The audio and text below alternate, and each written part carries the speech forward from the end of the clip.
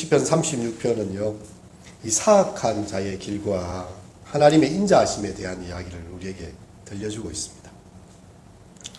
1960년도 5월 11일에 이스라엘의 이 특수요원들이 그 나치의 전범인 아돌프 아히히만을요, 아르헨티나에서 이렇게 찾게 됩니다. 그리고 그 아히히만을 법정에 세워서 전 모든 법적인 과정이 텔레비전에 방송되는 역사적인 첫 재판이 있게 됐습니다. 정말 그 강제 수용소로 그 유태인들을 추방했고, 또한 그곳에서 그들을 괴롭게 했던 이 세기의 전범 아히히만은 어떻게 자기의 죄에 대해서 이야기를 할까, 사람들이 그렇게 궁금했던 것이죠. 근데 그 카메라가 이렇게 비추고 있는데요, 한 증인이 나와서 정신 앞에 서게 되었습니다. 근데 아히히만을 향해서 걸어가다가 갑자기 흐느끼기 시작하고요, 막 바닥에 주저앉아 버리고 말았어요. 왜 이 증인은 아히히만을 보고서 이렇게 한 것일까? 한 기자가 나중에 인터뷰를 하게 되었습니다. 18년 만에 나치 전범인 아히히만을 보고서 왜 그렇게 갑자기 주저앉고 흐느꼈습니까? 그 사람에 대한 정오가 당신의 마음을 압도했나요? 아니면 큰 두려움이 당신에게 사로잡혔나요? 아니면 끔찍한 기억이 다시 생겨났나요? 근데 그런 것이 아니었다는 것이죠. 그 아히히만은 그 수용소에서 그의 손가락 하나로, 그의 말 하나로 수많은 사람들을, 유대인들을 이렇게 죽음으로 내몰았던 그런 군대 장교였습니다. 근데 그 법정에 서 있는 아히히만은요, 지극히 평범한 사람이에요. 그때 이 정의는 그런 이야기를 했어요. 저기 서 있는 사람을 보니까 나는 내 자신이 두려웠습니다. 나도 그런 일을 할 수 있는 사람임을 나는 보게 되었습니다. 이게 이제 한나 아렌트가 여성 이렇게 철학자인데요, 이 법적인 사건을 보면서 예루살렘의 아히히만이다, 이런 책을, 아주 유명한 책을 적게 됩니다. 그리고 이 너무나 평범하게 생긴 이 아히히만은요, 그 법정에서 자기의 죄를 인정하는 것이 아무것도 없었습니다. 그리고 이야기하기를, 나는 공무원이었기 때문에 그냥 시킨 대로만 했습니다.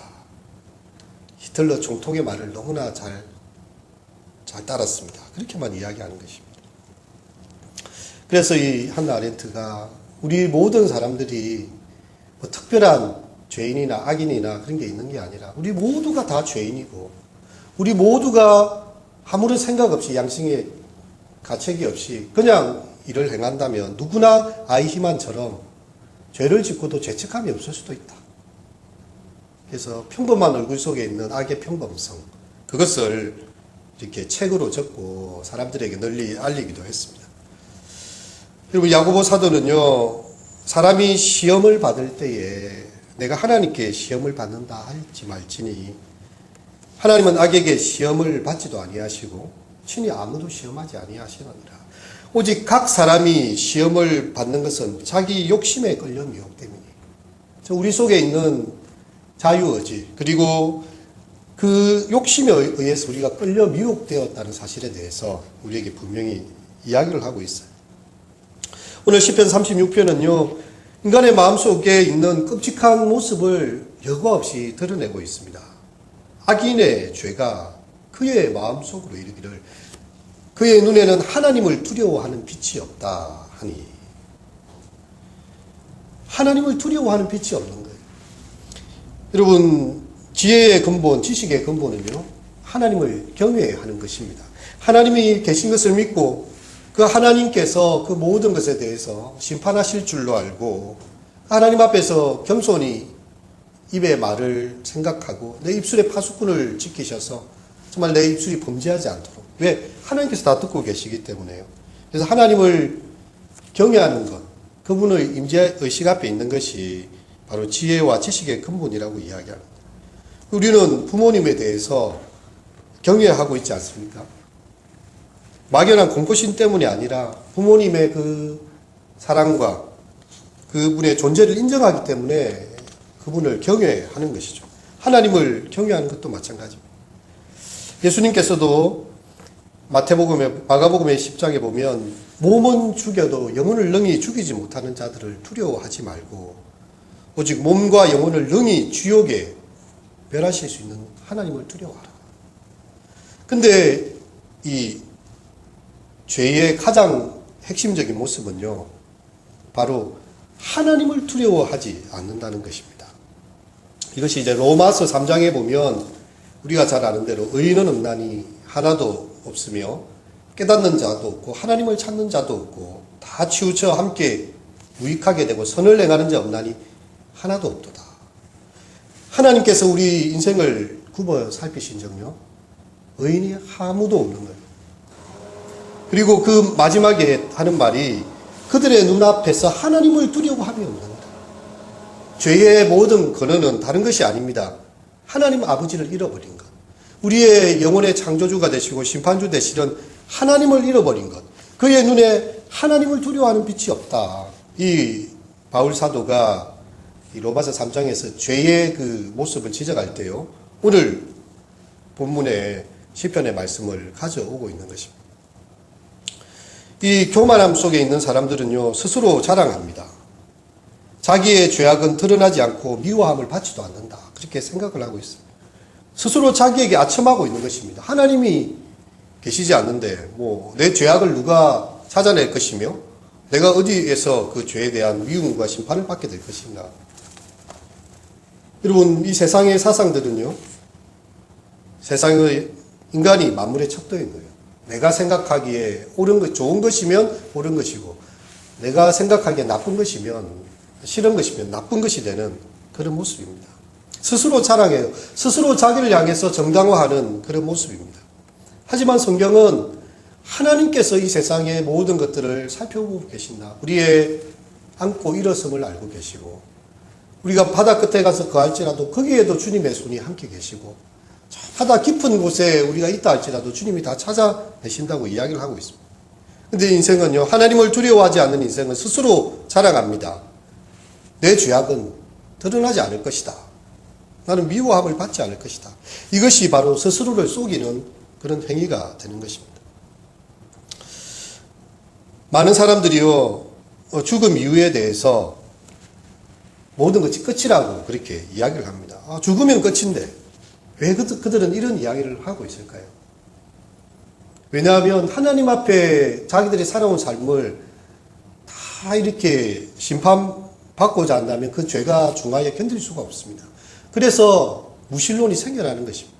어리석은 자는 그 마음에 이르기를 하나님이 없다 하도다. 정말 하나님이 없다면 그들이 죄가 무슨 짓을 하더라도 그것에 대한 심판주가 없는 것이죠. 하지만 성경은 너무나 엄연하게 이야기합니다. 하나님께서 우리를 창조하셨고 우리의 모든 삶에 대해서 심판하실 것이다. 또 어떤 사람은 그렇게 이야기를 해요. 내가 죽기 전에 회개를 하면, 그때 교회를 나가고 그때 회개를 하면 나의 모든 죄가 용서받지 않겠는가. 여러분, 죽음은 너무나 갑작스럽게 찾아오는 것입니다. 만일 그가 회개할 정도의 여유가 있고 그런 준비가 되어져 있다면요, 어쩌면 그거는 정말 하나님을 두려워하면서 평상시 살 수밖에 없어요. 나중에 회개할 시간이 있겠다 생각하지만 오늘 밤에라도 주님께서 우리를 부르신다면 우리가 어떻게 준비된 채로 그 앞에 설 수가 있겠습니까? 어떤 사람은 자기의 도덕적인 삶을 이야기합니다. 하나님, 제가 이렇게 선한 일들을 많이 행했습니다. 근데 하나님의 앞에서 선한 일로 구원을 받을 자가 없어요. 물론 남보다 조금 더 많이 누군가에게 선행을 베풀고 하나님을 위해서 일한다고 할 수 있겠지요. 하지만 하나님 보시기에 죄인 아닌 사람이 없습니다. 어떤 사람들은 기독교 가정에 태어났기 때문에 모태신앙이라서 나는 구원을 받을 것이다. 제가 4대째 신앙생활을 하고 있는데, 저희 정조모님부터 이렇게 할아버지, 아버님 또 이렇게 전까지 이렇게 오면서 참 보지만, 기독교 가정에 태어났다고 해서 다 신앙생활을 잘 하는 것 같지도 않아요. 믿음 있는 것 같지도 않아요. 우리에게 있는 이 구원은요, 혈통으로나 육정으로 사람의 뜻으로 말미암는 것이 아닙니다. 오직 하나님의 은혜로 말미암은 것이고요. 우리가 두렵고 떨림으로 우리의 구원을 이루고자 노력해야 됩니다. 정말 하나님 앞에 서는데 우리에게 두렵고 떨림이 없다면 참 우리가 하나님 앞에 얼마나 연약한 자인가 우리 자신을 다시 한번 돌아보아야 합니다. 이 악인들은요, 그의 입에서 나오는 말이 죄악과 속임이고 그는 지혜와 선행을 거치고 있습니다. 그의 침상에서 죄악을 꾀하고 있고요. 악한 길에 서고 악을 거절하지 않습니다. 하나님께서 그 모든 것을 다 지켜보고 계십니다. 이렇게 어둠 속으로 향하는 우리의 이 죄악은요, 스스로 하나님을 거절하는 자기 기만으로부터 시작해서 말과 행동 속에서 다 배어나오고 있어요. 그의 침상에서 하는 일이 죄를 꾀하는 일이고 그가 일어나서 하는 일이 죄를 행하는 일이니 이 죄를 어떻게 감당할 것입니까? 하나님께서 그 세상에 사람 지으셨음을 한탄하셨다고 했어요. 노아의 홍수 때를 보면 사람들이 시집가고 장가가고 사고 팔며 열심히 살아가고 있습니다. 근데 하나님께서 하늘에서 살펴보신 적 그들의 모든 생각이 다 죄악뿐임을 보셨어요. 이 땅에 사람 지으셨음을 한탄하셨다. 그렇게 표현하고 있습니다. 우리가 맞이하게 될 마지막 심판의 날도 이 노아의 때와 같을 것이다. 그러므로 너희가 깨어있으라. 그들도 마지막 그 홍수가 오기 전날까지도 사람들이 시집가고 장가가고 사고 팔며 먹고 마실 길을 거치지 아니하였다고 이야기합니다. 우리가 하나님 앞에서 어떤 신앙의 고민을 하고 있습니까? 제가 이렇게 중고등학교 때쯤이었는데 우리 육촌 형님 되시는 대구 계시는 형님이 있었는데 자기가 읽고 있는 책을 보여주더라고요. 하나님의 구원의 커트라인이라는 책이었는데 그 정말 자기 영혼에 대한 깊은 성찰과 고민을 가지고 있었어요. 과연 오늘 밤에 내가 주님 앞에 서게 된다면 그 커트라인 안에 들어가서 과연 천국에 이룰 수 있을까? 아니면 정말 하나님 앞에 부족함이 있어서 죄의 그 대가를 받게 될까? 그런 고민을 하고 있었어요. 근데 제가 그 형님의 모습을 보면서 지금 이제 뭐 아이들 이렇게 치료하는 그 일을 하고 계신데 정말 우리에게 그런 구원에 대한 정말 궁극적인 고민이 있는가? 우리 속에 성령을 근심케 하는 것에 대해서 적어도 고민이 있는 사람이라면 그 사람은 하나님의 은혜를 받은 사람입니다. 악인들은요, 고민 자체가 없어요. 내가 이렇게 해서 하나님의 마음을 슬프시게 할까? 혹시 성령께 죄를 짓는 것은 아닐까? 이런 고민이 없습니다. 근데 정말 하나님을 두려워하는 사람은요, 내가 과연 하나님 앞에 올바르게 설 수 있을까를 끊임없이 성찰하고 고민하는 그 사람, 바로 하나님의 은혜가 있는 사람이죠. 이제 우리의 이 죄에 대해서요, 정말 이렇게 성찰한 이후에 이 시인은 하나님의 인자하심과 하나님의 영광을 우리에게 표현하고 있습니다. 우리가 하나님을 피해서 하나님을 두려워하지 않고 스스로 죄의 가운데서 그렇게 침상에서 죄를 꾀하고 스스로 악한 길에 걷는 그런 길이 아니라 하나님께로 돌아가자는 것입니다. 하나님의 빛 가운데로 나아가자는 것입니다. 그리고 그는 시편 36편 5절과 6절에 이렇게 말씀하고 있습니다. 다 함께 읽겠습니다. 여호와여, 주의 인자하심이 하늘에 있고 주의 진실하심이 공중에 사무쳤으며 주의 의는 하나님의 산들과 같고 주의 심판은 큰 바다와 같으니이다. 여호와여, 주는 사랑과 짐승을 구하여 주시나이다. 예. 하나님의 인자하심이 하늘에 있다. 하나님의 사랑이 끝이 없다고 이야기를 하고 있습니다. 어떤 사람들은 그렇게 이야기해요. 기독교의 그 교리나 성경의 이야기는 이 자본주의 사회와 닮아있지 않느냐. 그 성경에 보니까 무슨 달란트 비유도 있고, 그 사람들에게 돈을 줘가지고 2달란트 가져온 사람 2달란트 했으니까 칭찬해주고, 5달란트 가져온 사람 5달란트 더 남겨오니까 칭찬해주고, 아무것도 안 남긴 사람은 야단을 쳐서 쫓아보냈으니, 이 하나님은 과연 인자하심이 있는가? 이 자본주의 사회에 뭐 회장님하고 똑같지 않느냐? 이렇게 비난하는 그런 사람이 있었어요. 근데 이 성경을 잘 모르는 사람들이죠. 우리가 정말 하나님을 성경 가운데 묵상하면요, 하나님은 그분의 인자하심이 하늘에 사무치시는 분입니다. 그리고 포도원 주인의 그 비유가 기억나십니까? 아침에 이렇게 사람들이 나아가니까 인력시장에서 나와가지고 진짜 자기의 품삯을 팔아야 일할 수 있는 사람들이에요. 그래서 당신들 왜 이렇게 있느냐? 예, 우리가 아직 써주는 주인이 없어서 이래 있습니다. 너희들 일찍 와서 우리 포도원 밭에 와서 일을 해라. 내가 필요한 거 주겠다. 주인이 이제 12시 정오에 나가보니까 또 그때에도 사람들이 있는 것입니다. 당신들은 왜 이렇게 있느냐? 예, 우리 일을 써주는 사람이 없습니다. 그러면 또 들어와서 포도원에 일을 해라. 이제 6시가 퇴근인데 마지막 5시, 오후 5시 돼서 또 갔어요. 근데 여기에도 아무도 써주는 사람이 없어서 그때까지 대기하고 있는 그런 품꾼들이 있습니다. 너희도 와서 일을 해라. 그리고 우리 포도원 주인은 어떻게 합니까? 끝에 온 사람부터, 1시간 일한 사람들로부터 이렇게 하루 일당 1데나리온을 줍니다. 그러니까 이제 전에 앞에 왔던 사람들은 우리 더 많이 받을 줄 알고, 야, 우리는 오래 일하고 있어서 더 받을 것이다. 근데 주인이 똑같이 1데나리온을 줍니다. 아니, 불평이 터져 나왔어요. 왜 우리에게 더 받을 줄 알았는데 조금밖에 안 주십니까? 그렇지 않다. 나는 너희에게 하루에 일당을 약속한 것이고, 늦게 온 사람들에게 내가 이렇게 주는 것도 내 마음대로 할 수 있는 일이다.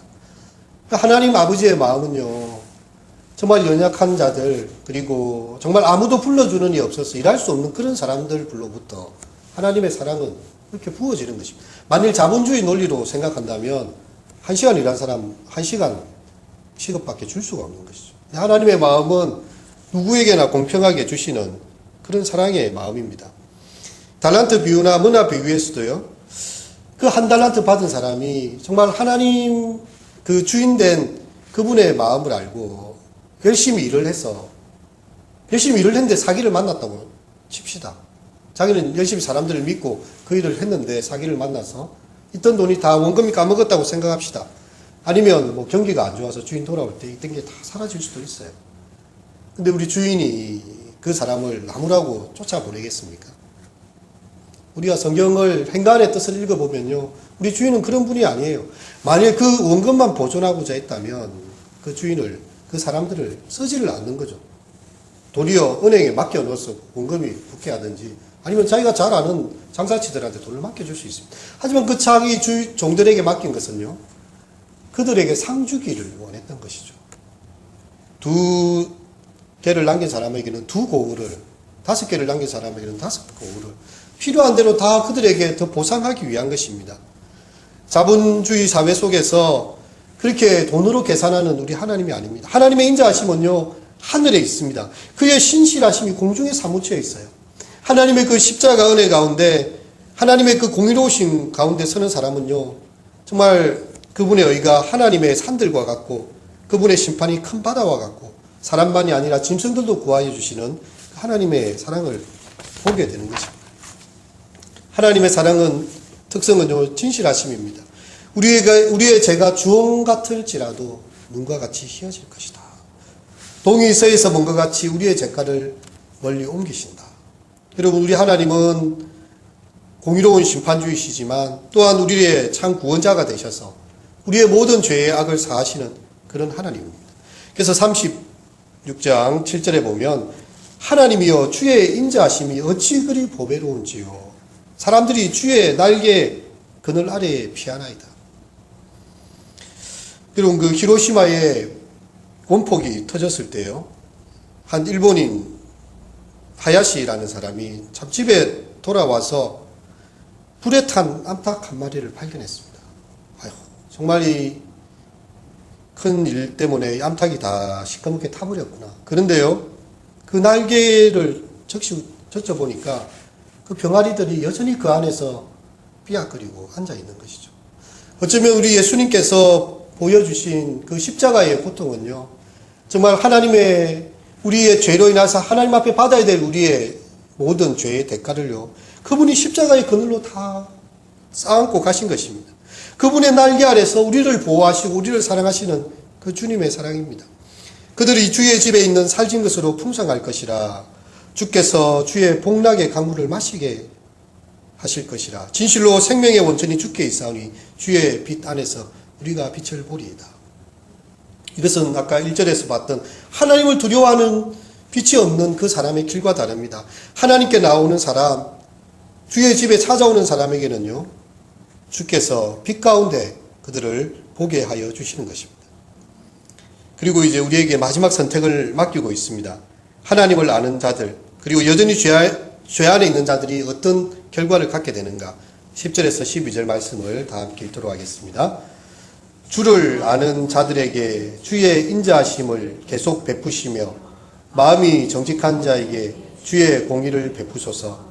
교만한 자의 발이 내게 이르지 못하게 하시며 악인들의 손이 나를 쫓아내지 못하게 하소서. 악을 행하는 자들이 거기서 넘어졌으니 엎드러지고 다시 일어날 수 없으리이다. 여러분, 하나님을 아는 자들에게는요, 하나님의 그 인자하심과 주님의 공의가 항상 그 얼굴빛으로 함께 하십니다. 하지만 악인은 엎드러지고 다시 일어날 수 없게 된다. 그렇게 이야기하고 있어요. 요한복음에서 예수님께서는요, 도둑이 오는 것은 도둑질하고 죽이고 멸망시키려는 것이다. 하지만 내가 온 것은 양으로 생명을 얻게 하고 더 풍성히 얻게 하려는 것이다. 우리의 선한 목자 되신 그 주님, 정말 생명을 얻게 하고 더 풍성히 얻게 하려는 주님의 뜻이 있습니다. 이제 말씀을 맺고자 합니다. 그 예루살렘의 아이히만의 모습은요, 어쩌면 우리 모두 속에 다 있습니다. 하나님께서 나를 벌하지 않으실 거라 생각하면서 자신을 속이고 계속 죄 안에 거하는 사람들이 있고요. 예수님의 십자가 앞에 자기의 죄를 자복하고 하나님의 구원의 은총을 향하여 빛으로 나오는 사람들이 있습니다. 우리가 이 어둠 속에 어둠의 종으로 머물 것이 아니라 주님의 은혜의 빛 가운데 생명의 빛 가운데로 나오는, 그리고 이 빛의 아름다운 소식을, 하나님의 인자와 긍휼의 소식을 전해 주실 수 있는 우리 모두가 되시기를 축원합니다.